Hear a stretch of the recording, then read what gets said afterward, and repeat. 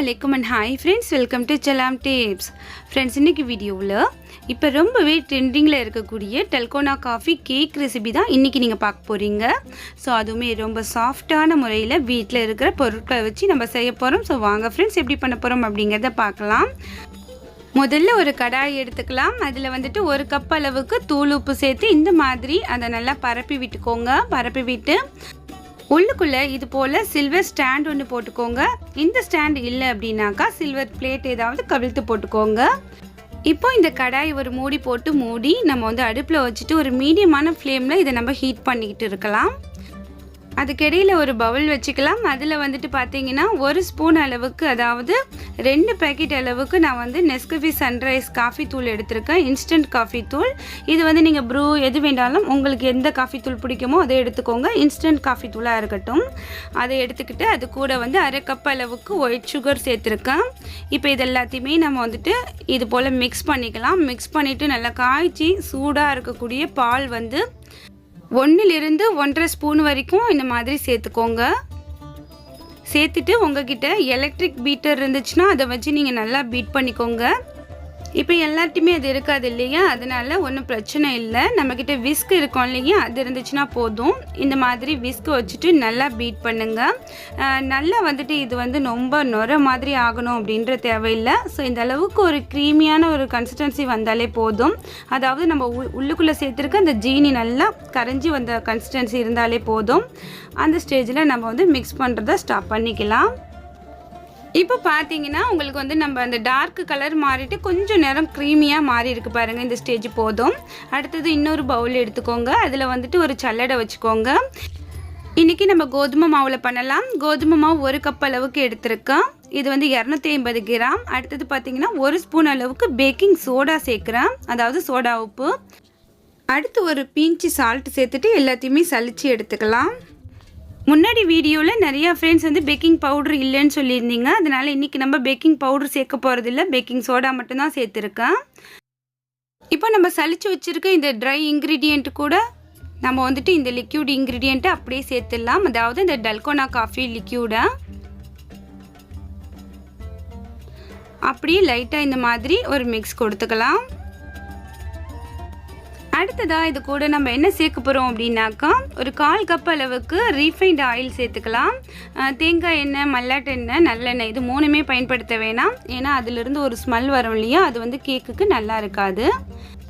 Refined oil சேர்த்துக்கோங்க. நான் வந்துட்டு சன்ஃப்ளவர் ஆயில், அதாவது ரீஃபைண்ட் பண்ண சன்ஃப்ளவர் ஆயில் சேர்த்துருக்கேன். அடுத்தது இப்போ நான் ஒரு 1/4 கப் அளவுக்கு பால் சேர்க்குறேன். நம்ம பார்த்துக்கிட்டு சேர்த்துக்கலாம். பால் வந்துட்டு எவ்வளோ தேவையோ அவ்வளோ தூரம் சேர்த்துக்கலாம். அகெயின் வந்துட்டு இன்னொரு 1/4 கப் சேர்க்க போகிறேன். இன்றைக்கி இந்த கேக் பண்ணுறதுக்கு 1 கப் மாவுக்கு எனக்கு வந்துட்டு 3/4 கப் வந்து பால் தேவைப்பட்டுச்சு. எந்த கப்பால் நம்ம வந்துட்டு மாவு எடுக்கிறோமோ அதே கப்பாலேயே ஒரு 3/4 கப்பு பால் வந்து எனக்கு இன்றைக்கி தேவைப்பட்டுச்சு. இப்போ இன்னொரு 1/4 கப்புமே நான் சேர்த்துக்க போகிறேன். இப்போ இந்த 1/4 கப் பாலுமே இது கூட சேர்த்தாச்சு. இப்போ ரேஷியோ பார்த்தீங்கன்னா 1 கப் மாவுக்கு 3/4 கப் பால் சேர்த்துருக்கோம். இப்போ எல்லாத்தையுமே சேர்த்து மிக்ஸ் பண்ணிக்கலாம். இப்போ பார்த்தீங்கன்னா நம்மளோட கேக்கோட அந்த பேட்டர் வந்து ரொம்ப சூப்பராக ரெடி ஆகிடுச்சு. இப்படி எடுத்தோம் அப்படின்னாக்கா ஃப்ளோவிங்காக அப்படியே மடிஞ்சு விழுது பாருங்கள். இந்த அளவுக்கு நம்மளுக்கு கன்சிஸ்டன்சி இருந்தால் போதும். இப்போ நம்ம எந்த பாத்திரத்தில் கேக் வைக்க போகிறோமோ அந்த பாத்திரத்தை ரெடி பண்ணிக்கலாம். உங்ககிட்ட கேக் ட்ரே இருந்துச்சுன்னா அதை யூஸ் பண்ணிக்கோங்க. அப்படி இல்லைன்னா ஒன்றும் பிரச்சனை இல்லை. வீட்டில் இருக்கிற அலுமினிய பாத்திரம், சில்வர் பாத்திரம் எதுவாக இருந்தாலும் ஓகே. இந்த மாதிரி கொஞ்சம் அகலமாக இருக்கிற பாத்திரமாக எடுத்துக்கோங்க. 1 ஸ்பூன் ஆயில் விட்டு ஃபுல்லாக எல்லா இடத்துலையுமே தடவி விட்டுட்டு அகெயின் 1 ஸ்பூன் அளவுக்கு மைதா மாவு இல்லை கோதுமை மாவு சேர்த்து ஃபுல்லாக இந்த மாதிரி பரப்பி விட்டு தட்டி விட்டுக்கோங்க. இப்போ நம்ம ரெடி பண்ணி வச்சுருக்க அந்த கேக் பேட்டரை அப்படியே வந்துட்டு இந்த பாத்திரத்துக்குள்ளே சேர்த்துட வேண்டியதான். எப்படி வந்து பேட்டர் வந்து மடிஞ்சு விழுது பாருங்கள். ஸோ இப்படி இருக்கணும் கன்சிஸ்டன்சி. ரொம்பவும் தண்ணியாக இருக்கக்கூடாது, ரொம்பவும் திக்காக இருக்கக்கூடாது. இப்போ கீழ் நோக்கி 2 முறை தட்டிக்கலாம். தட்டிட்டு நம்ம வந்துட்டு ரெடி பண்ணி வச்சுருக்க அந்த கடாய்க்குள்ளார, ஹீட்டாக இருக்கிற இந்த கடாய்க்குள்ளார இதை அப்படியே வச்சுட்டு ஃப்ளேம் அப்படியே மீடியம் ஃப்ளேம்லேருந்து சிம்முக்கு மாற்றிடலாம். ஃபுல் அண்ட் ஃபுல் சிம்மில் இருக்கட்டும். இப்போ நமக்கு ஒரு 30 நிமிஷத்துலேருந்து 35 நிமிஷம் வரைக்கும் ஆகும் கேக் வந்து ரெடி ஆகிறதுக்கு. ஸோ வெயிட் பண்ணலாம். இப்போ எனக்கு வந்துட்டு 30 நிமிஷம் ஆயிடுச்சு. வந்து பார்க்குறேன் கேக் நல்லா ஃப்ளஃபியாக மேலே வந்திருக்கு பாருங்கள். இப்போ நம்ம நைஃப் இல்லை இந்த மாதிரி ஸ்டிக் ஏதாவது விட்டு பார்க்கலாம் கேக் வெந்திருக்கா அப்படின்ட்டு. ஸோ பாருங்கள் ஒட்டாமல் வந்திருக்கு. எப்பயுமே செக் பண்ணும்போது மிடில் விட்டு செக் பண்ணுங்கள். இப்போ இதை அப்படியே எடுத்து வெளியில் வச்சிடலாம். இது வந்து 1 மணி நேரத்துலேருந்து 2 மணி நேரம் வரைக்கும் கூல் டவுன் ஆகட்டும். ஸோ அதுக்கப்புறம் எப்படி இருக்குன்னு பார்க்கலாம். இது வந்து கொஞ்சம் ஆறி வந்ததுக்கப்புறம் நமக்கு நேரம் நல்லா காஃபி நேரத்துக்கு ரெடியாகி கிடைக்கும். ஸோ பாருங்கள் இப்போ எப்படி இருக்குன்ட்டு. நல்ல டார்க்கான ஒரு சாக்லேட் கேக் மாதிரி இருக்கு இல்லையா? டேஸ்ட்டுமே அல்டிமேட்டாக இருந்துச்சு. கண்டிப்பாக எல்லோரும் ட்ரை பண்ணி பாருங்கள். இப்போ கேக் வந்து வெளியில் எடுக்கணும் இல்லையா? அதனால சைடு எல்லாமே நைஃபை விட்டு எடுத்து விட்டுருங்க. அடுத்தது இந்த மாதிரி கவிழ்த்து 2 தட்டு தட்டினீங்கன்னா கேக் வந்து அழகாக விழுந்துடும்.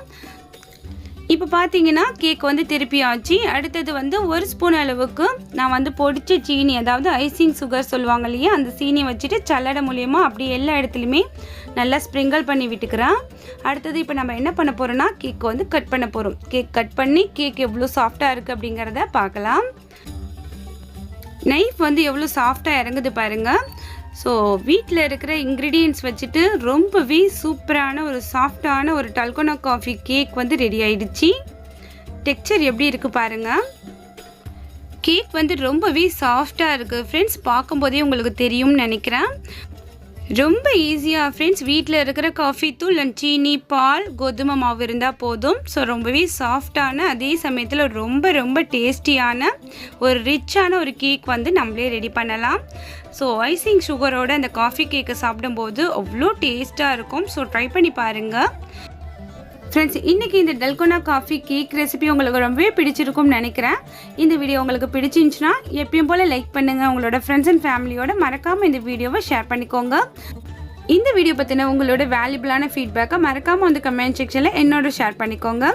சேனலில் தினம் தினம் வரக்கூடிய புதிய வீடியோக்களை மிஸ் பண்ணாமல் பார்க்கணுன்னா நம்ம சேனலை சப்ஸ்கிரைப் பண்ணி வச்சுக்கோங்க. அடுத்து ஒரு இன்ட்ரெஸ்டிங்கான யூஸ்ஃபுல்லான கண்டென்ட்டோட உங்களை நான் திரும்ப சந்திக்கிறேன்.